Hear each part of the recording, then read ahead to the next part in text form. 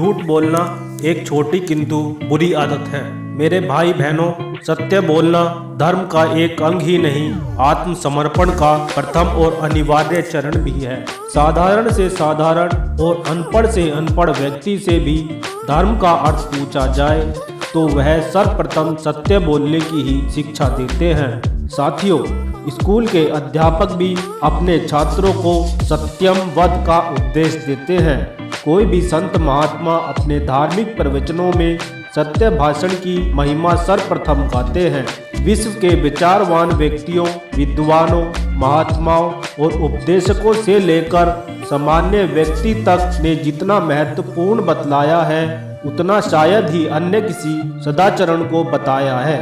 साथियों, यह विडंबना ही कही जाएगी कि झूठ बोलने को एक बुरी आदत कहकर उसे अवांछनीय और अनैतिक बताकर ही कितने ही लोग सत्य भाषण का व्रत सद्गया मान लेते हैं। सत्य भाषण की जितनी प्रशंसा की जाती है, लगभग उतनी ही झूठ बोलने को आदत लोगों का स्वभाव अंग बन जाती है। बेईमान, चोर, अवसरवादी, दुर्व्यसनी, नशेबाज, अनैतिक आचरण करने की दुष्प्रवृत्तियां जितनी है, उन सबको मिलाकर भी झूठ बोलने की आदत वालों की संख्या बहुत अधिक होती है। साथियों, यह भी देखा गया है कि बच्चा सर्वप्रथम यदि कोई दुर्गुण सीखता है तो वह है झूठ बोलना। कई ऐसी बातें हैं जिन्हें स्पष्ट बताने में बच्चा डरता है। बाहर शैतानी करने की शिकायत आने पर पिटने के डर से बच्चा झूठ बोलेगा या कोई नुकसान कर देने पर धमकाए जाने के भय से झूठ बोलेगा। जो भी कारण हो, बच्चों में अन्य दुर्गुण जब प्रवेश करते हैं तो उनका प्रवेश द्वार झूठ बोलना ही बनता है। इसमें वह अपनी सुरक्षा समझने लगता है कि झूठ बोल दिया तो पिताजी की नाराजगी से बच जाएगा। आरंभ में तो माता पिता भी इस ओर कोई ध्यान नहीं देते हैं, पर जब लड़का बड़ी गलतियां करता है और झूठ बोलकर अपना बचाव भी तो अन्य दुर्गुण बड़ी तेजी से बढ़ने लगते हैं। बड़े व्यसक व्यक्ति भी सुरक्षा की दृष्टि से झूठ बोलना सीखते हैं या उसे अपने स्वभाव का अंग बना लेते हैं।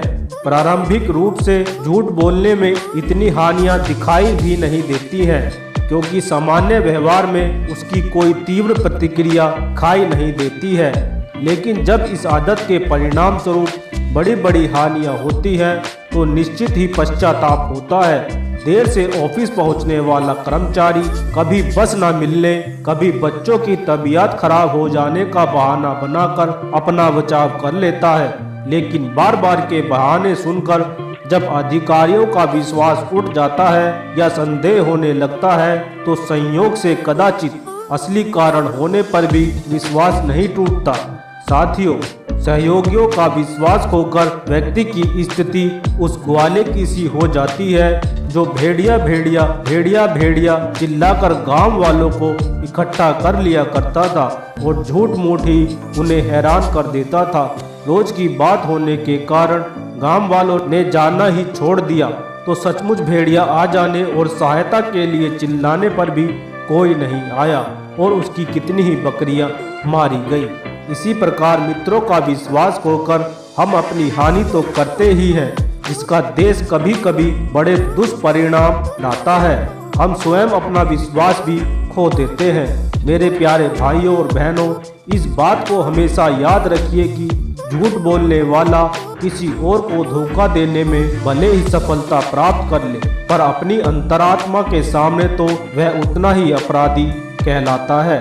दूसरों का विश्वास तोड़ना आत्मविश्वास खोने के साथ साथ आत्मबल को भी छीन करने लगता है। सबसे पहला दुर्गुण झूठ बोलने वाला व्यक्ति अपने बचपन में ही सीखता है और नहीं सीखता है तो बड़ा होकर अभ्यास करता है। बचपन में पड़ी हुई झूठ बोलने की आदत थोड़ी सी कड़ाई और वाणी के संयम से छूट सकती है, पर व्यसक होने पर पकड़ी गई यह आदत बड़ी मुश्किल से छूटती है, क्योंकि तब इसे कोई बड़ा अपराध भी नहीं माना जाता और ना ही इतना बुरा, क्योंकि तब इसमें कुछ लाभ होता दिखाई देता है। बच्चे बड़ों को देखकर झूठ बोलते हैं तो बड़े लाभ कर और होशियार मानकर झूठ बोलते हैं।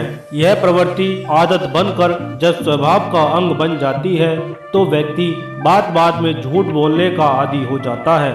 उसके अंतर भाई है, झूठे व्यक्ति सर्वप्रथम अपनी शान बढ़ाने के लिए और उच्च स्तरीय सिद्ध करने की ओर उन्मुख होते हैं। उन्हें परिश्रम और पुरुषार्थ द्वारा अपने जीवन स्तर को ऊंचा उठाने की अपेक्षा झूठ बोलकर शेखी भगाना अधिक आसान लगता है, क्योंकि इसमें ना तो कुछ लगता है और ना ही माथे पर पसीना आता है। झूठ बोलना, असत्य भाषण करना हर दृष्टि से हानिकारक है।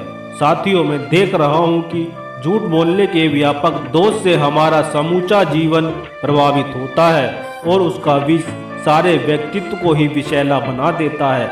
यहाँ तक कि विदेशों से आने वाले पर्यटक भी जब यह देखते हैं कि हरिश्चंद्र, बुद्ध और गांधी जी के वंशज हम कदम कदम पर झूठ बोलते हैं तो हमारे बारे में क्या धारणा लेकर जाते हैं। इस दुर्व्यसन को राष्ट्रीय स्वाभिमान पर, व्यक्तिगत आत्मगौरव पर धब्बा मानकर तत्काल छोड़ देना ही श्रेयकर है। आप अपने जीवन में बहुत प्रगति करो, यही ईश्वर से प्रार्थना करता हूँ। मुझे ध्यानपूर्वक सुनने के लिए बहुत बहुत धन्यवाद।